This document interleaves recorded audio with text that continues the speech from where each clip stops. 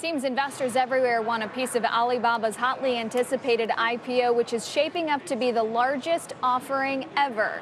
But listen to this. The stock is actually ineligible to be held in some of the world's largest exchange-traded funds. Jeff Cox, why is that? What's going on there? Well, yeah, as you guys say, while so many are clamoring for a piece of this Alibaba IPO, here's one group that's not as excited, and they're the companies that put together major indexes. Now, outfits like MSCI and FTSE are saying the e-commerce giant will not be in their flagship indexes. Now, that's important because it means that ETFs, which track indexes, also won't be including Alibaba. The shares will only appear in some of the much more lightly traded funds like we see here. Actually, this is raising some questions from investors, such as why even have these indexes if they don't include what will be, as you say, the largest IPO ever? And will this then lead to changes maybe in the rules for indexes? I've also heard another interesting related question today. Will inversion companies now face similar barriers and also be removed from the big indexes? Now, no doubt investors will clamor Alibaba when the shares first hit the market, but for investors, the questions about ETF placement could be a longer-term obstacle for the company to overcome. A little conundrum there, Jeff. Thank you. Stay there. Let's talk more about this, shall we? Let's bring in ETF Trends Tom Lydon and our panel as well. Tom, when you think about the fact that so many ETFs these days are so widely held, do you think the fact that this stock won't be included in those indexes will have a negative impact on any of the buying activity?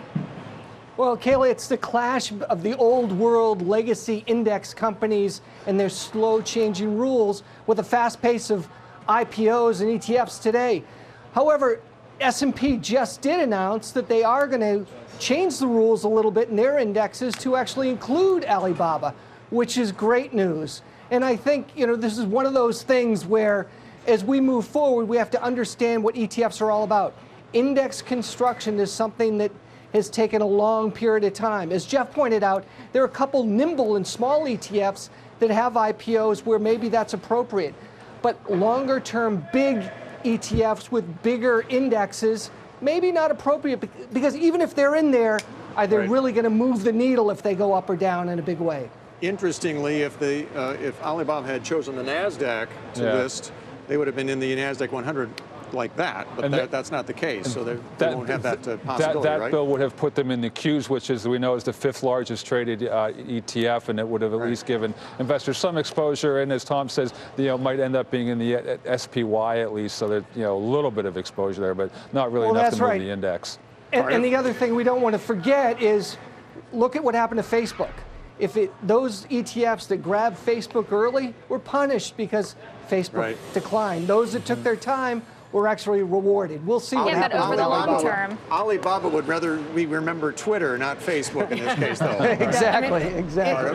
This is what I guess I think is a little bit lamentable about all this, okay? Because this is a company, I get why everybody's so excited about it, but it also brings with it a lot of risk. I remember the risk factor section of the prospectus that people aren't really talking about anymore. All right, but this, in addition to this weird governance structure, all right, it also does business in a country with an opaque and fickle regulatory environment. There's no guarantee that the Chinese economic rebalancing towards consumption is going to go smoothly. All right, it's going to have competitive pressures increasingly. It already has 80% market share. People are going to try and chip away at it. And so I guess my question is the fact that it's not available in an ETF form as much as it could be going to prevent some investors from getting a more diversified exposure the way they should, especially small investors, versus buying the stock directly? I don't really know how it's going to affect investor psychology, but it seems to me like that's a problem, and it's too bad. I think part of the broader question it's raising here, though, is the tail wagging the dog with index construction, right? Like, if you have all these rules and it doesn't ultimately reflect what's going on in the market, which, by the way, is the whole point of an index in the first place, then it seems like something's wrong and they need to adjust their rules. And I mean, I'm not disagreeing with anything you're saying about the risks. I think that is true. But ultimately, we need to have indexes that work for the market, not the other way around. Jack Ma has said that this is not a Chinese internet company. This is a tech company that happens to be based in China, but for the purposes of the indexes, it is still a Chinese company headquartered there, even though for tax purposes it's in the Cayman Islands and does have a very complex organizational structure. But do you think at some point, Jeff Cox, based on your research and your reporting on this, that the rules get relaxed enough, and maybe in a year, 2 years, if that structure changes at all, that it could be reconsidered again. The Alibaba amendment. Yeah, Kayla, I think that's a great question. And the short answer to your question is yes, but I don't think it happens overnight because just as I mentioned, the inversion factor here as well, I think that you might see that issue come up. And as far as just the foreign domiciled countries and the way that it's constructed and the whole China thing, and do you trust any reports or data or anything that comes out of China? I don't think that happens anytime soon, but it does raise some important questions, and I think that you'll see investors clamor a little bit more over this as we get into the future a little bit more, and we sort of see the dust clear from what actually does happen to Alibaba once it hits the market. Tom Lydon, whose rules are these, and how long would it take to change them?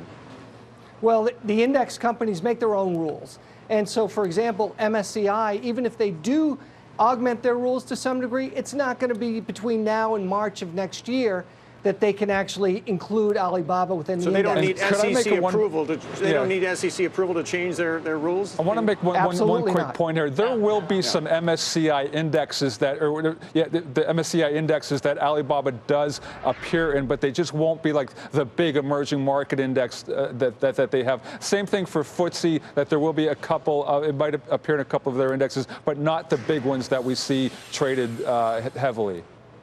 There's over $100 billion that's covering emerging markets in China, and the fact that FTSE and the MSCI really compete with the two big emerging markets. One may have Alibaba at one point, one may not. Kind of big news for the ETF business. I think we'll see how it all pans out. Yes, we will. Tom, good to see you. Thank you. Jeff, as always. Thanks, sir. See you later.